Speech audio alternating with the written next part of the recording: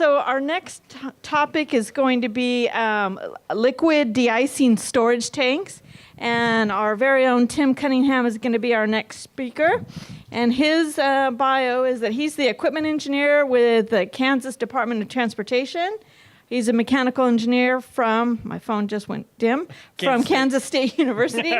And he's been with Kansas DOT for over 27 years.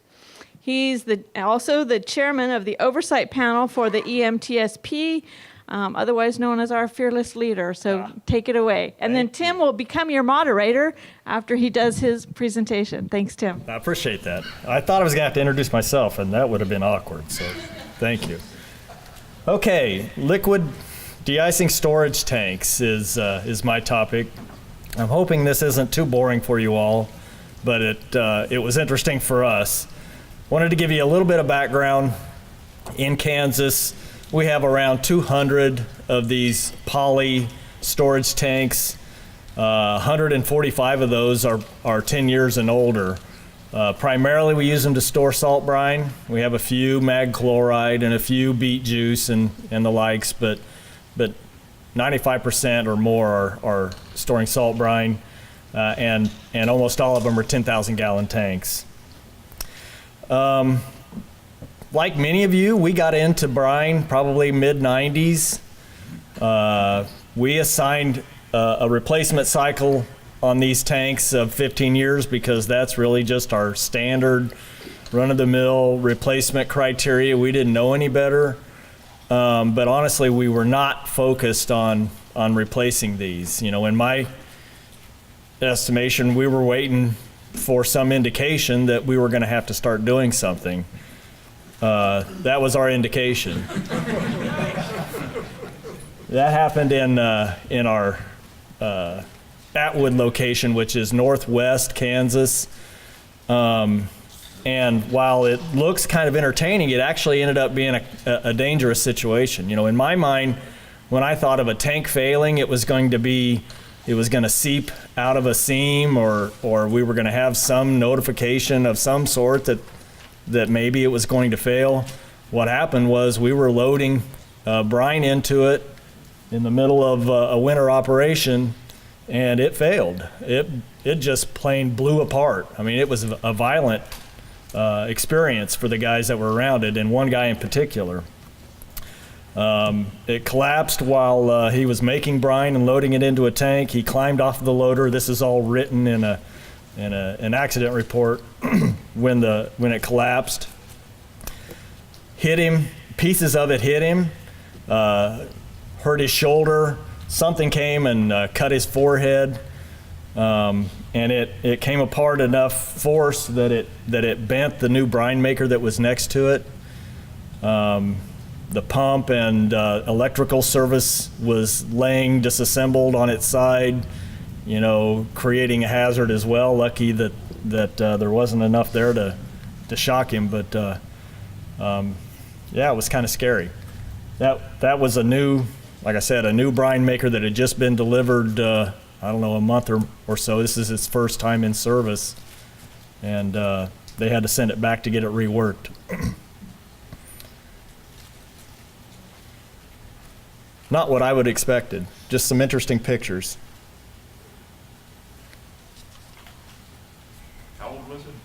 The tank was 16 years old. This location in Kansas catches a lot of sun, and it's probably one of the more extreme weather locations, hot in the summer and cold in the winter and all, but I'm not sure that was a major contributor.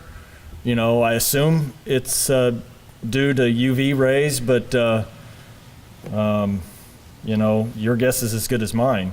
You talk to manufacturers, and even when they sold us the tanks, they were saying a life expectancy of 10 to 15 years, something along those lines.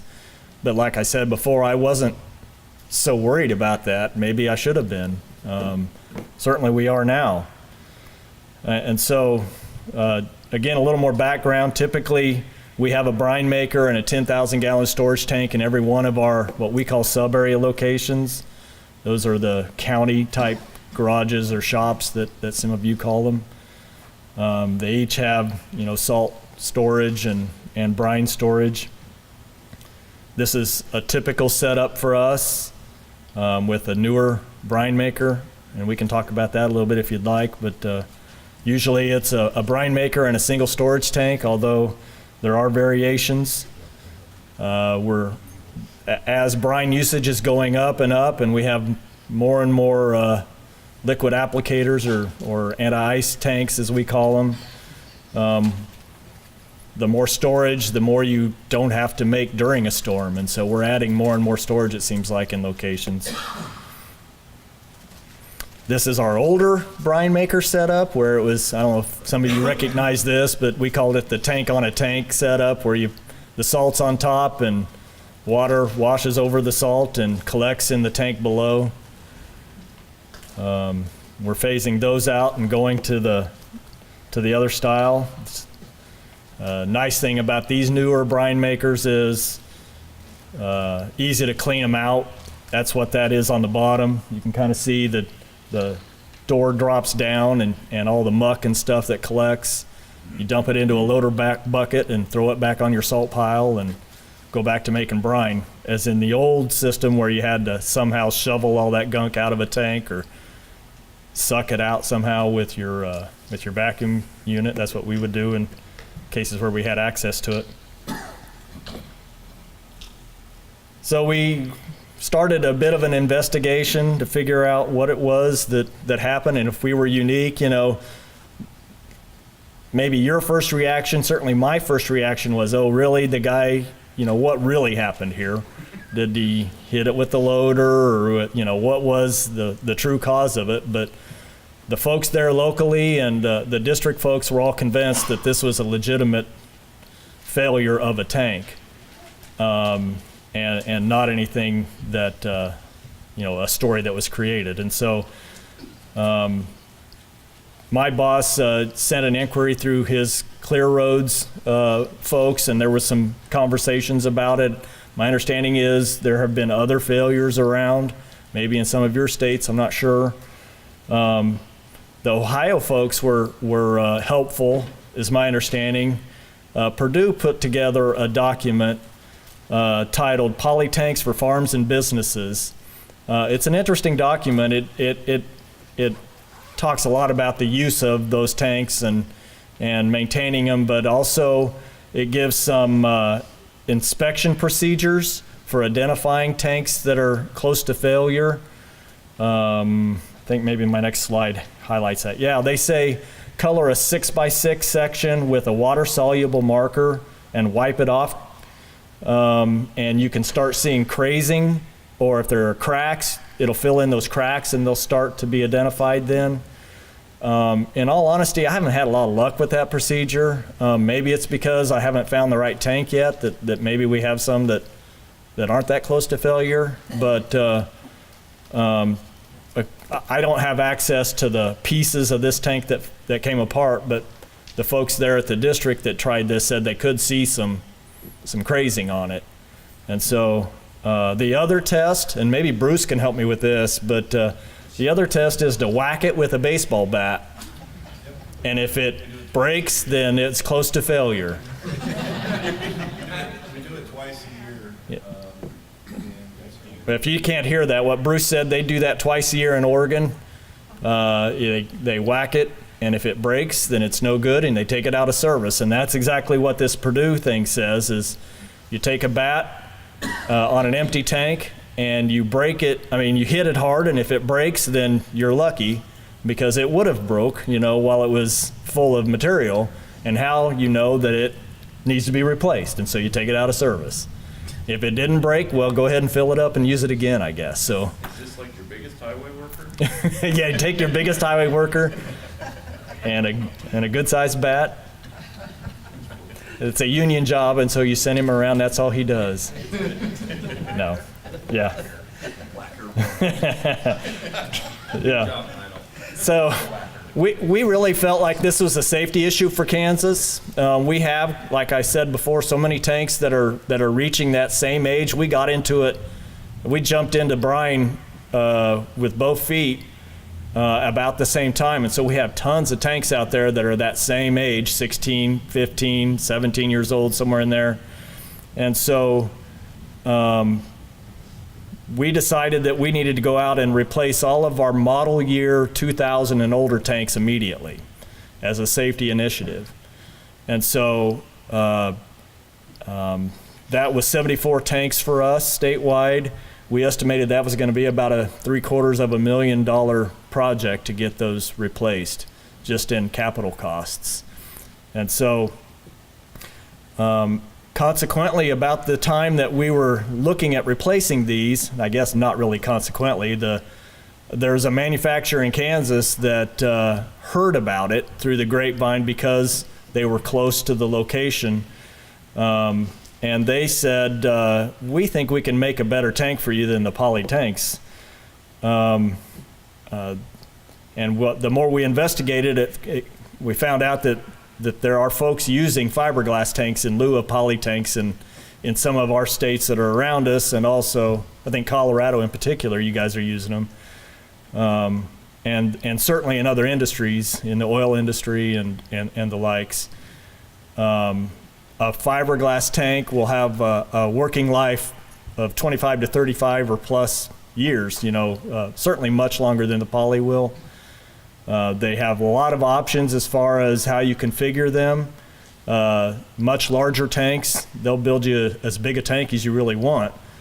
They're price competitive, and there are a couple of manufacturers of these tanks in Kansas, and so if you would buy them, we would appreciate that. So.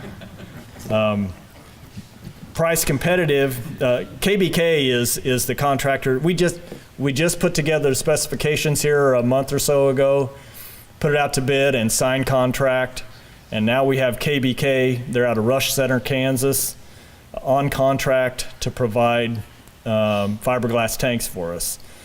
On that contract, a 10,000 gallon fiberglass tank is around $7,500 delivered. And a 20,000 gallon tank is about $10,900, as opposed to a tank that we just purchased before this failure of a poly tank that was, I think it was $9,000 and some change. And so to me, that sounds like a pretty good investment. You certainly double, if we can double the expected life of it. We're doing a lot of 20,000 gallon tanks now. We're replacing 10,000 gallon tanks with 20,000 gallon tanks. So I think it's going to be a good deal for us. I said we had, I think, 74, 75 tanks to replace. We just ordered 64. The number difference is because we're combining two tanks into one in some locations. We've got tanks ganged together. We're going to replace it with a single 20,000 gallon tank. I wouldn't whack the fiberglass. Not going to whack those fiberglass tanks, though. Keep Bruce's guys away from it. They're really able to produce tanks in a hurry for us. We went and visited their factory.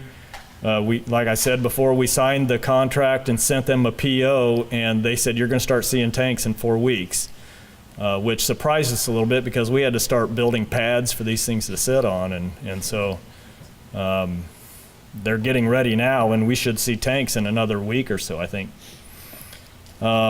And those 64 tanks cost us $630,000.